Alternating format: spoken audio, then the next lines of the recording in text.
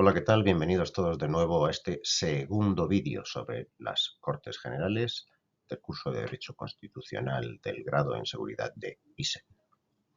Bien, vamos a analizar a continuación la organización de las Cortes Generales y nos vamos a centrar específicamente en dos notas. Por una parte, su especial estatuto y prerrogativas, tanto como órgano como individualmente los diputados y senadores.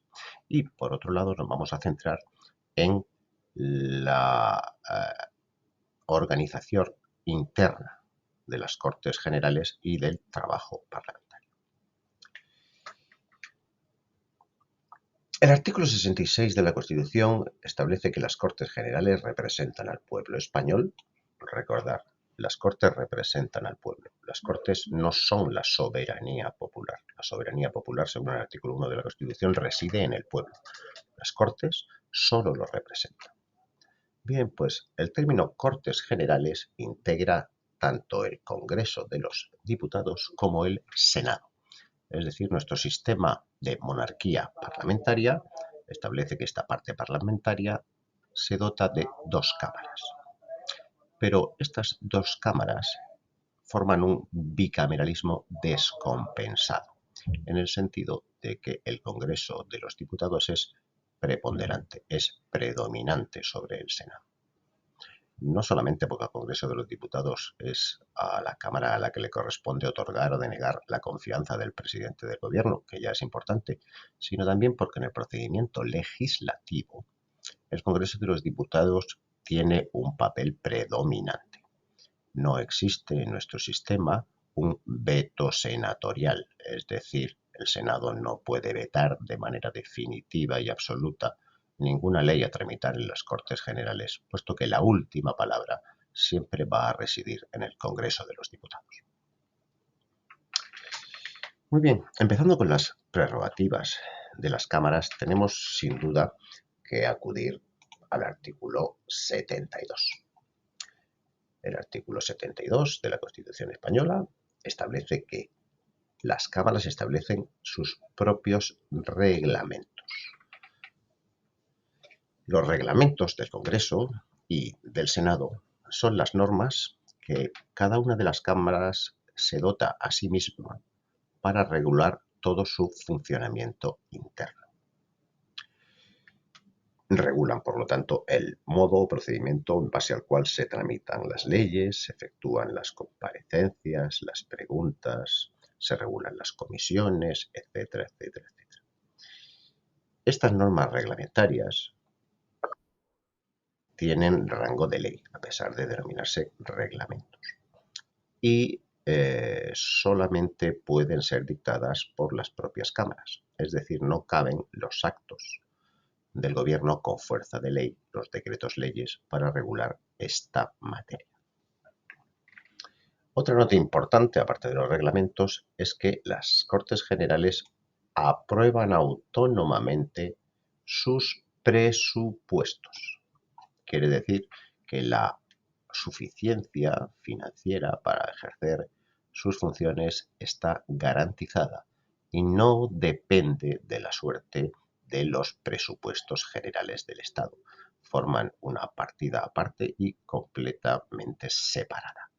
Ello es así para evitar que, por ejemplo, un parlamento que pudiera ser hostil al gobierno de turno, pues sufriese restricciones presupuestarias que impidiesen o dificultasen su normal funcionamiento. Otra nota importante es que las Cortes regulan el estatuto del personal de las Cortes Generales. Dicho de otro modo, los funcionarios que prestan sus servicios en las cámaras no son funcionarios del Estado, son funcionarios específicos de las Cortes Generales, con sus propios procedimientos selectivos, su propio régimen disciplinario, su propio régimen de retribuciones. Esto tiene la misma finalidad que la autonomía financiera o presupuestaria, es decir, dotar a las cámaras del personal adecuado y suficiente y con el mínimo grado de independencia del gobierno para ejercer las funciones que a las Cortes Generales se le atribuyen. Otra nota fundamental de las Cortes Generales es su inviolabilidad. A ello se refiere el artículo 66 en su punto tercero. Las Cortes Generales son inviolables. Quiere esto decir que cualquier tipo de actividad tendente a perturbar el funcionamiento de las Cortes Generales es sancionada penalmente. Así, por ejemplo, el Código Penal, en sus artículos 493 y siguientes, regula los delitos contra las instituciones del Estado, entre ellos, pues, por ejemplo, irrumpir violentamente en el Congreso o en el Senado para evitar que ejerzan sus funciones constitucionales. Junto a estas prerrogativas de las cámaras en su conjunto como órganos, debemos de referirnos también a las especiales prerrogativas que se atribuyen a los diputados y senadores de manera individual. Y estas están recogidas en el artículo 71, que tenéis en pantalla. Los diputados y senadores gozarán de inviolabilidad por las opiniones manifestadas en el ejercicio de sus funciones.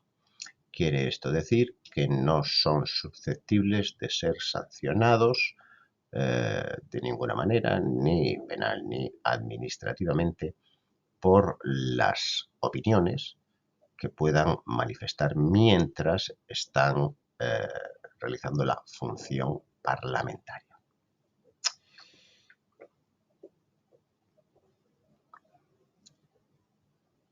Bien, el punto segundo establece que durante el periodo de su mandato, los diputados y senadores gozarán asimismo de inmunidad. Inmunidad quiere decir que no son susceptibles de ser detenidos o procesados mientras ostenten la condición de diputado o de senador. Solamente podrán ser detenidos en caso de flagrante delito, es decir, de delito que se esté cometiendo a los ojos de la autoridad, y para poder ser procesados o para poder ser inculpados de cualquier tipo de delito, necesitan, como establece el punto tercero, el inciso final de este punto, la previa autorización de la Cámara respectiva. Esta autorización de cada una de las cámaras se denomina suplicatorio y es imprescindible que las cámaras se pronuncien sobre la intención de un juzgado o de un tribunal de proceder al procesamiento por cualquier tipo de delito de un miembro del Congreso o del Senado. Existe, además, un punto adicional de seguridad o de prerrogativa a favor de los diputados y senadores, y es el hecho de que los diputados y senadores, en las causas que se abran contra los diputados y senadores, será competente la Sala de lo Penal del Tribunal Supremo y por lo tanto no será competente el juzgado que por turno o por materia le correspondería normalmente. Bien, vamos ahora a continuación a pasar a hablar de la organización interna de las cámaras, ¿de acuerdo? Bien, a continuación vamos a examinar los órganos o la organización de las Cortes Generales, ¿vale? Lo que vamos a decir es aplicable a las dos cámaras, tanto al Congreso como al Senado, que funcionan de una manera muy parecida. Los órganos de las Cortes Generales de cada una de las dos cámaras se pueden clasificar de dos maneras. Por una parte tenemos órganos de representación, es decir, que representan a la Cámara hacia afuera en su conjunto, ¿de acuerdo? Estos órganos de representación son básicamente el presidente, la mesa y la junta de portavoces. Bien, a los presidentes del Congreso y del Senado se refiere el artículo 72, ¿vale? En el punto segundo. Las cámaras eligen sus respectivos presidentes. Esta elección de presidente se realiza en la denominada sesión constitutiva de las cámaras y que se efectúa después de las elecciones generales. ¿De acuerdo?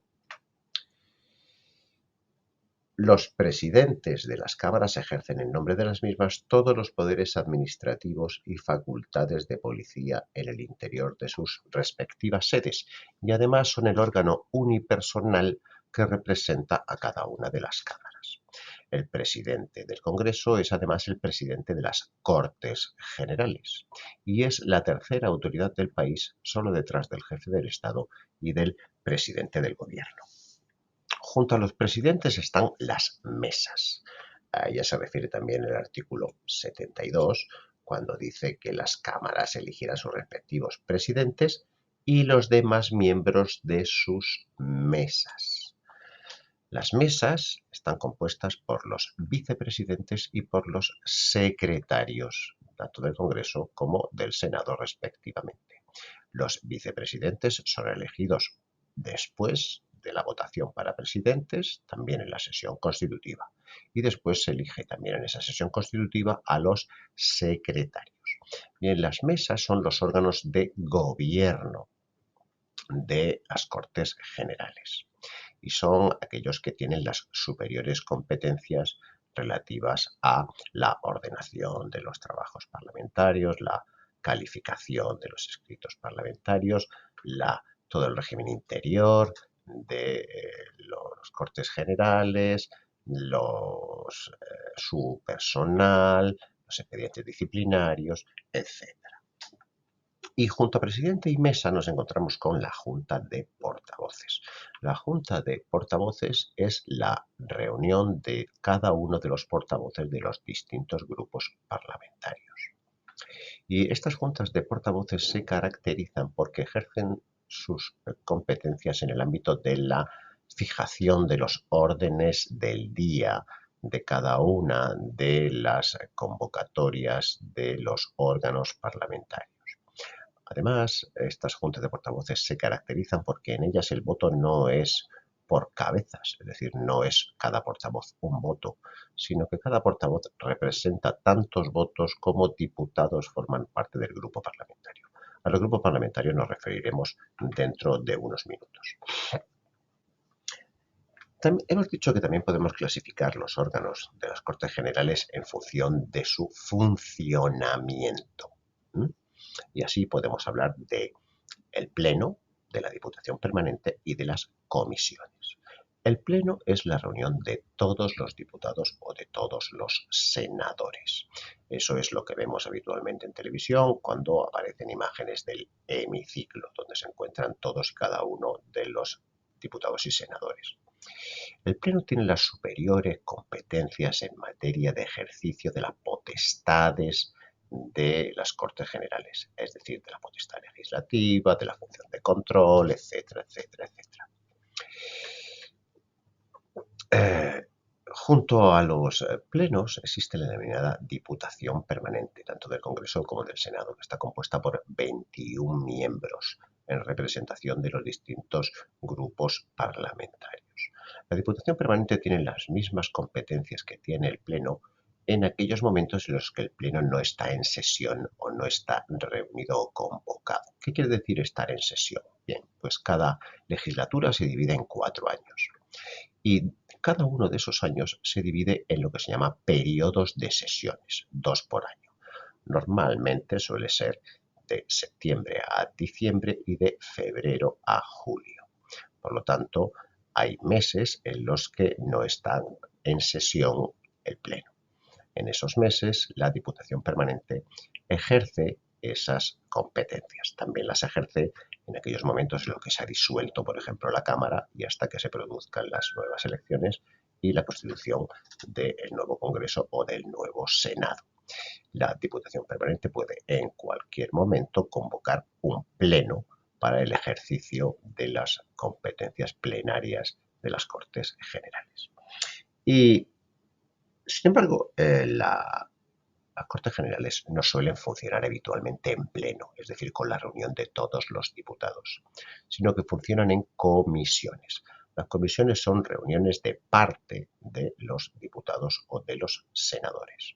Y hay dos tipos de comisiones. Las comisiones legislativas, es decir, aquellas que se encargan de hacer el trabajo de preparación de la aprobación de las leyes, y las comisiones no legislativas. Las comisiones legislativas hay diversas y normalmente se distribuyen por ramas de actividad o por sectores de actividad gubernamental. Así, por lo tanto, hay comisión de economía, hay una comisión de asuntos europeos, hay una comisión de defensa o de infraestructuras. Las comisiones no legislativas se encargan de otro tipo de actividades, normalmente actividades de control. Y así hay, por ejemplo, comisiones de investigación, o hay comisiones de encuesta o comisiones de estudio. También existen comisiones no legislativas de carácter permanente, que son, por ejemplo, las que se encargan de verificar el estatuto del diputado, o la comisión de asuntos constitucionales, etc.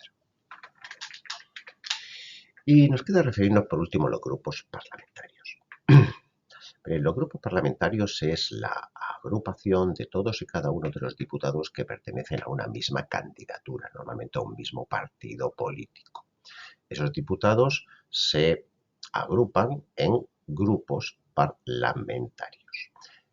Cada uno de estos grupos parlamentarios elige de entre sus componentes a un portavoz, que es el que asiste a las reuniones de la Junta de Portavoces.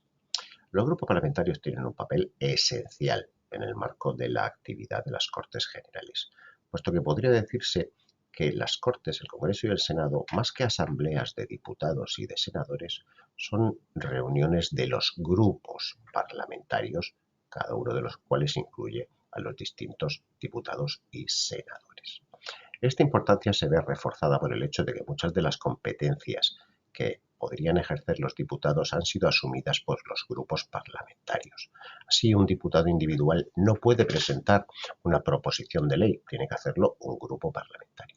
Y también algunas otras de las competencias que se atribuyen a los diputados y senadores a título individual requieren en muchas ocasiones al menos del visto bueno del portavoz del correspondiente grupo parlamentario. Bien, a continuación vamos a examinar las funciones de las Cortes Generales, que haremos en el siguiente vídeo.